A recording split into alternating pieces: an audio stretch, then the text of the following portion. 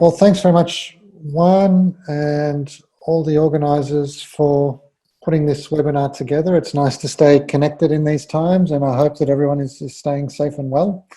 So my talk will really be complementary to Rodrigo, where Rodrigo focused on the very specific properties of individual cells in the brain. I'm going to zoom out and take more of a whole brain view of the brain, whole brain view of the brain, and consider what are some of the underlying general principles that might guide the way the brain works. I'll talk about what that means for behavior and disease, and a little bit on evolution of the brain. So to begin with, I just want to acknowledge that most neuroscientists kind of widely agree that there are two kind of fundamental principles about how the brain works at a large scale. And one is that of functional specialization or segregation. And so that's the idea that different parts of the brain are specialized for performing different processes or functions. And this is not a new idea. It was first most clearly articulated by Franz Joseph Gall in the 1700s. And his idea was that you could measure the bumps and dents on someone's skull because that was related to the size of the brain tissue underneath. And so if you did this for people from all sorts of different walks of life, you could then determine what parts of the brain were involved in particular character traits or abilities.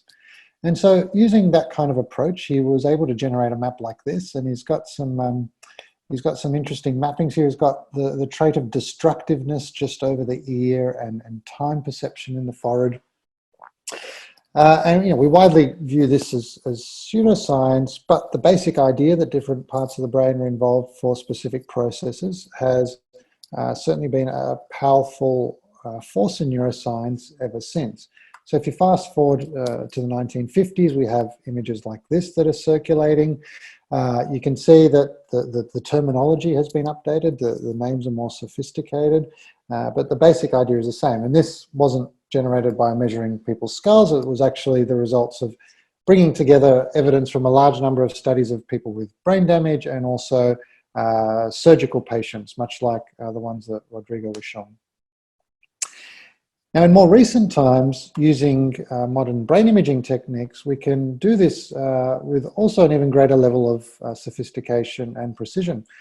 And these are the results of a study published just a few years ago, where they used a technique called functional MRI, or functional magnetic resonance imaging, to map the brain regions involved in the processing of individual words during spoken speech. So here you can see all these words written on the brain, and they're written on top of areas that are responsible for actually processing the meaning of those words. So we can map specialization and segregation of function with quite an extraordinary detail. But we know that's only part of the story. The other key principle of brain function is what we call functional integration. So all of these specialized processes are not perceived independently. We don't perceive something we see, then what we hear, then what we smell. All of these senses are blended together with our memories and our thoughts and desires to give us a coherent experience of the world. And this is thought to be enabled by the way in which different parts of the brain are connected to each other and communicate with each other. And by comparison, our understanding of these integrative processes has really lagged behind the way we understand specialization and segregation of function in the brain. So, for example, here, these are the results from a really landmark study published in 1991 by Dan Fallerman and David Van Essen, where they looked at a lot of different studies, anatomical studies that had been done in the macaque brain, in the monkey, and they tried to just chart which brain regions were connected to which in the visual system. So we've got this wiring diagram here. So each box represents a different brain region, and we start here in the retina, so at the back of the eye, and we move all the way up to visual cortex and higher order areas. So what you can see from this is that it's an extraordinarily complicated, highly interconnected system. And this work was really the first attempt to comprehensively map the connectivity of a brain system. And so this work triggered Francis Crick, the Nobel laureate, who also co-discovered the structure of DNA, to team up with a renowned neuroscientist, Edward Jones, and they wrote an essay in the journal Nature saying that we just had no comparable knowledge of what network organization or connectivity looked like in the human brain. And that if we really wanted to understand how the brain works, this was a really important challenge to overcome. Now, it was an interesting time for them to be writing this, because around the same time we started to see the development of new brain imaging techniques that would allow us to generate these maps. And so if you fast forward just over 10 years later, in 2005, we had a call from Olaf Sporns and colleagues in a landmark paper to map the human connectome. And so a connectome is essentially a comprehensive wiring diagram of a brain. And these maps can be generated at different levels of resolution. So we can do them at a micro scale, so mapping connections between individual neurons and synapses. But the human brain has about 86 billion neurons and trillions of synapses, so we can't do that comprehensively. We can only do it for very small regions of the brain. Some generate maps at what we call a mesoscale, so this is looking at how cell populations are connected by axonal fibers. But this typically relies on invasive methods, and so can really only be done in animal models. With humans, we can use non-invasive brain imaging techniques such as magnetic resonance imaging or MRI to generate what we call macro-scale maps of brain connectivity. So we're using a much coarser resolution. We can only resolve areas of about a few centimeters. So in these areas, we have tens of thousands of cells, and we can map how those populations of cells are connected by bundles of axons. And so we can really look at the kind of global coarse-grained structure of the brain network. Now, regardless of the scale or the level at which we do the mapping, in each case we're faced with a fundamental question. We get these maps of connections, and then the question is, well, what determines how these brain regions connect to each other? Are these connections formed at random, or are they governed by some underlying wiring principles that determine which brain region connects to the other? Now, it turns out that some of the most general and long-standing principles were first proposed over 100 years ago by the eminent Spanish neuroscientist Santiago Ramón y Cajal. He spent countless hours looking through the microscope, studying the structure of neurons, and from that he concluded that all of the various conformations of the neuron and its various components are simply morphological adaptations governed by laws of conservation of time, space, and material. Now, personally, I find this quote quite remarkable, because he's saying that everything you need to know about brain organization, all its complexity, the cells, the connections, everything that's going on, these 86 billion cells and trillions of connections, you can really explain all that by a need or a pressure to simply conserve these three properties: time, space, and material. So we can say, okay, well, what does that mean? What would a network look like if it was trying to conserve these properties? We can say, okay, well, let's try and develop a network that tries to conserve space and material as much as possible. Now, this is very important. So the brain is a very energy-hungry organ. It accounts for about 2% of our body weight, but consumes about 20% of the energy that we take in. So the brain wants to minimize this energetic demand wherever possible. And the simplest way to do that is by reducing the amount of material and space that it requires, so the number of cells and how active they are. So in network terms, we can think of this in terms of minimizing the wiring costs of the network, the number and volume of wires that are needed to connect the network up. So a network that is conserving space and material would look something like this. Each part of the brain would only connect to areas that are located close by in space. And so all the connections are short range, and the overall volume of wiring in the network is quite low. But you can see this doesn't do a very good job of conserving time. So you can imagine if I want to send a message from the front of the brain here to the back, I need to go through lots of intermediate connections to do so. So this is a very slow, inefficient way of communicating. So you might say, okay, well, what then would a network look like if I wanted to conserve time? And it can be shown that if you just connect the network up at random, you can do a pretty good job of that. You keep the average number of connections between any pair of neurons quite low. But what you do see is you start to see the emergence of these long-range projections that cut across the network. And so we no longer have all this short-range connectivity, so the overall volume of wiring, the amount of wiring we need to connect the network is much higher. So we have a bit of a trade-off here. On the one hand, we can conserve space and material at the expense of time and rapid and robust and efficient communication. On the other hand, we can conserve time at the expense of wiring cost and metabolic demand. Now, it turns out that the brain is somewhere in between these two extremes. Oops, excuse me.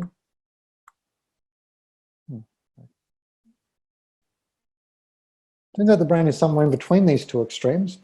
It has mostly short-range connections, which keep the overall volume of wiring quite low, but it also contains a few long-range projections that act as shortcuts and act to dramatically reduce the communication times in the network. So really the challenge for the brain is trying to promote efficient, rapid and robust performance while keeping the overall cost of wiring as low as possible. And this is what we mean by the economical brain. It's really trying to maximize its bang for buck. It wants to get as much as it can for as cheaply as possible. So one take, well, how exactly does the brain do this? How can it be organized in a way that allows to optimize this balance between cost and value? Now, there's been a lot of studies that have looked into this, and I'm going to cheekily summarize them in a single slide. Now, this is quite an abstract representation or schematic of the brain. So imagine that each of these circles here represents a different brain region, so a population of cells. And the basic, and regions are located more closely together on the page if they're strongly connected with each other. So the basic idea is that the brain can be divided into clusters or subsets of nodes that we call modules. So these are represented by different colors here. And so these modules are strongly interconnected with each other. So it's thought that they serve some kind of common function. And because nodes within a module are located near each other in space, lots of the connectivity is short range. So this organization helps to conserve material. And it also supports specialization of function. Now, each of these modules has one or more hubs. So hubs are highly connected regions. They've got lots of connections compared to other areas. And these hubs are also strongly interconnected with each other, forming what we call a rich club, which is shown here in purple. The idea being that hubs are rich in terms of the number of connections they have, and they're also a club because they're strongly interconnected with each other. Now, this high connectivity of hubs, this rich club, supports integration and rapid communication through the network. So it helps to conserve time. You can imagine if I want to send a message from this part of the brain out to this part of the brain here, I go through this kind of information superhighway of hub connectivity to do so. So on the one hand, we have modules that help to conserve material and promote specialization of function. And on the other hand, we have hubs and rich clubs which conserve time and support integration across the network. Now, if we map where these hubs are actually located in the brain, we find that they tend to be in areas of what are called association cortex. So these are shown here, and these are areas that are not involved in any specific sensory process, but play an important role in integrating information from diverse senses and different parts of the brain. So they're involved in this higher level, more complex types of processes. And indeed, as you would expect, if you try to map the areas that consume the most energy, it turns out that they tend to be these hub areas of the brain. So if you just put people at rest and you measure which areas are showing the highest levels of glucose metabolism, they tend to be the hubs. So this is what we would expect. We would expect these hubs to be highly active because they're integrating information across the network. Now, it turns out that this high metabolic demand of hub areas might also make them particularly vulnerable to the effects of disease. So if you measure levels of the protein beta amyloid in people with Alzheimer's disease, so this is a protein that builds up in cells and contributes to cell death in people with Alzheimer's disease, you find the highest levels of this protein tend to be located in the hubs of the brain. And there seems to be a general principle, this vulnerability of hubs to disease seems to be a general principle, and this is work that was done by Ed Bullmore and Nicholas Crossley a little while ago, where they looked at 26 different psychiatric and neurological disorders, And they looked at brain imaging studies of these disorders, and they generated maps of the brain areas that were most affected in each condition. And for nearly half of those conditions, they found that those affected areas were more likely to occur in the hubs of the brain. And these are very different disorders. So we've got things like schizophrenia, Alzheimer's disease, Huntington's disease, depression, epilepsy. So it suggests that regardless of the underlying cause, that pathology tends to accumulate in hubs.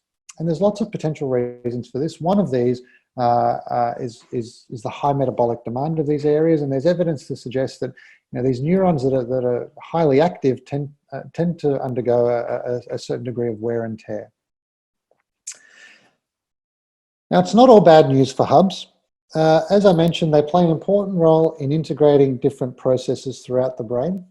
And so it's thought that these areas are really involved in sort of high-level abstract cognition and thinking.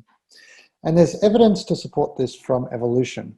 So here we have an evolutionary tree that links humans at the top through to other mammals. So we've got chimpanzees, our closest relatives here, macaques, marmosets, all the way down to mice and hedgehogs. And in each case, we have a rough sketch of their brain, and the coloured areas indicate the parts of the brain that are responsible for sensory processes. So things like processing vision, hearing, smell, touch, and so on. You can see if you start at the bottom of the tree, proportionally more of the brain is devoted to these sensory processes. And then as we move up the tree, the bits in between, the parts of brain in between expand out. So they separate these sensory areas until you get to the human, where most of the brain is actually devoted to these non-sensory, higher order association or integrative areas. And it's thought that this process has allowed these association areas or parts of the brain to become untethered from these sensory processes. And as a result, it has allowed humans to become to have their thinking less dominated by the sensory world, what's coming into the brain, and have more resources devoted to stimulus-independent thought. So this is things like remembering the past, thinking about the future, engaging in complex projects, and so on. So the development of these association areas, these network hubs, is thought to really underlie this enhanced cognitive ability in humans.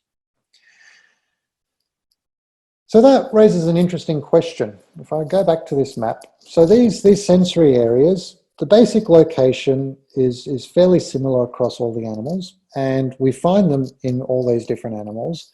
So this is something that's highly conserved throughout evolution. So it suggests that there's an important role for genes. Genes really control the way in which these areas develop.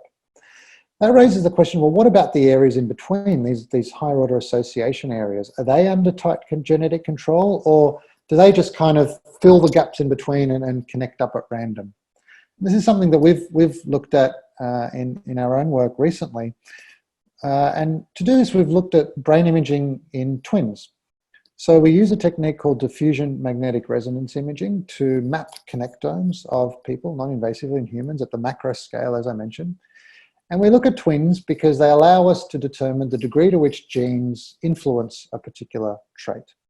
So identical twins have nearly identical genomes, whereas non-identical twins share on average 50% of their genome.